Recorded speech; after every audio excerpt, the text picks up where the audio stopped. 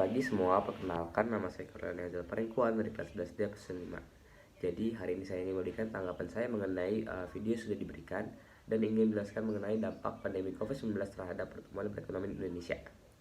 Jadi saya sangat setuju dengan apa yang ada di dalam tersebut yang menyatakan adanya peningkatan perekonomian Indonesia di masa pandemi. Karena di dalam video tersebut banyak sekali bukti yang mendukung pernyataan tersebut.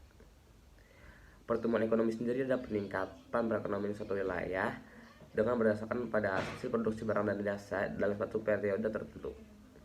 Pada tahun 2021, Indonesia mengalami pemulihan ekonomi yang didorong oleh banyak faktor. Salah satunya adalah karena kebijakan dan solusi yang diberikan oleh pemerintah. Pandemi COVID-19 berjalan menindas Indonesia hingga sekarang. Sejak pertama kali pemerintah mengkonfirmasi infeksi corona pertama pada tanggal 2 Maret 2020. Tak hanya menciptakan krisis kesehatan masyarakat, pandemi COVID-19 juga secara nyata mengganggu pertumbuhan ekonomi Indonesia. Ekonomi Indonesia 2020 diperkirakan tumbuh negatif. Angka pengangguran dan kemiskinan pun meningkat. Pada kuartal 1 2020, pertumbuhan ekonomi masih tumbuh sebesar 2,97%. Tetapi, memasuki kuartal 2 terkontraksi hingga 5,32%. PSBB sebagai langkah penanggulangan pandemi COVID-19 merupakan salah satu faktor yang menyebabkan kontraksi tersebut. Di sisi pendapatan nasional, Indonesia mengalami penurunan. Pendapatan nasional bruto per kapita Indonesia turun dari 4.050 dolar Amerika Serikat di tahun 2019 menjadi 3.870 dolar Amerika Serikat di tahun 2020. Penurunan ini membuat Indonesia kembali menjadi negara yang berkategori berpendapatan menengah ke bawah. Di sisi permintaan konsumen terhadap barang jadi, pola pengeluaran konsumsi masyarakat Indonesia menunjukkan penurunan. Pada bulan November 2020, retail sales index menunjukkan penurunan dengan nilai indeks sebesar 181,3, turun dibandingkan pada bulan Oktober yang sebesar 194,11. Hal ini menunjukkan bahwa masyarakat masih cenderung menahan untuk melakukan konsumsi. Sepanjang 2020, pandemi membuat jutaan pekerja harus kehilangan pekerjaan. Kebijakan PSBB untuk mencegah penyebaran COVID-19 menyebabkan terbatasnya mobilitas dan aktivitas masyarakat yang berdampak pada penurunan permintaan domestik.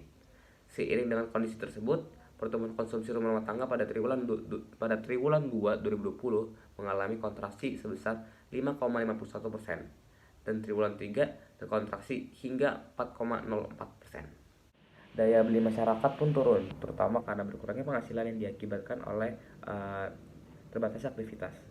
Di tengah semua ketidakpastian, masyarakat terutama golongan menengah atas mengerai pembelian barang yang dianggap tidak pokok. Angka pengangguran pun meningkat. Badan Pusat Statistik dalam survei Angkatan Kerja Nasional 2020 menunjukkan bahwa COVID-19 itu berimbas pada sektor ketenaga kerjaan. Sebanyak 29,12 jiwa itu terdampak pandemi. Penghasilan masyarakat yang menurun karena pandemi menyebabkan sebagian besar sektor usaha harus mengurangi aktivitasnya atau bisa-bisa hingga tutup total. Pandemi COVID-19 ini juga memberikan dampak terhadap pergerakan pasar modal. Pergerakan pasar modal ini adalah sendiri investasi, maka akan sangat dipengaruhi oleh namanya perusahaan. Ketika PSBB terjadi, banyak sekali perusahaan-perusahaan yang kolaps. Jadi kalau misalkan kita lihat hari ini, perusahaan-perusahaan yang listing di pasar modal, terutama yang berada di bidang pariwisata, semuanya negatif atau minus. Sehingga wajar saja harga saham sempat jatuh atau bahkan sekarang harga saham tidak sebaik sebelum terjadinya pandemi. Untuk membangkitkan kembali ekonomi Indonesia, pemerintah memberikan satu program yang bernama PEN, Pemulihan Ekonomi Nasional. Melalui PEN ini diharapkan dapat mendorong daya beli masyarakat di tahun 2021, sekaligus untuk memperluas penciptaan lapangan kerja di Indonesia dan insentif tenaga kesehatan dan rumah sakit, serta memastikan ketersediaan vaksin. Strategi PEN tahun 2021 ini memfokuskan pada 4 kegiatan. Yang pertama, belanja kesehatan akan menjadi prioritas pertama. Lalu kedua, melanjutkan stimulus fiskal. Yang ketiga, belanja pemerintah akan diarahkan kepada pembelian barang yang diproduksi dalam negeri. Lalu yang terakhir, belanja bantuan sosial, program sembako, PKH, subsidi tenaga kerja, baik sektor formal maupun informal. Memasuki triwulan kedua 2021, Indonesia mengalami peningkatan pertumbuhan ekonomi sebesar 7,07%, tertinggi dalam 16 tahun terakhir. Pertumbuhan tersebut dicapai pada saat kasus aktif COVID-19 rata-rata selama triwulan 2021 yang mencapai sekitar 113.218 kasus. Hal ini menunjukkan pemulihan ekonomi terus berlanjut dan tingginya angka kepercayaan masyarakat maupun investor terhadap penanganan COVID-19 dan pemulihan ekonomi nasional yang diterapkan oleh pemerintah. Pertumbuhan ekonomi yang terjadi tersebut ditopang oleh kuatnya pertumbuhan baik dari sisi demand maupun supply. Indonesia memang sedang berhadapan dengan krisis ekonomi yang diakibatkan oleh pandemi. Bahkan pandemi ini memberikan dampak terhadap menurunnya investasi, lapangan usaha, pendapatan nasional, bahkan konsumsi masyarakat.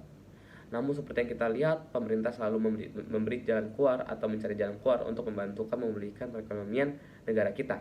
Salah satunya adalah dengan pemulihan ekonomi nasional atau PEN. Dan pada akhirnya pada tahun 2021, pemulihan tersebut nyata terjadi. Dengan kita mendukung dan percaya terhadap solusi yang diberikan oleh pemerintah, tentunya akan membantu memulihkan perekonomian kita. Bukan hanya ekonominya, tetapi semuanya akan pulih. Sekian dan terima kasih.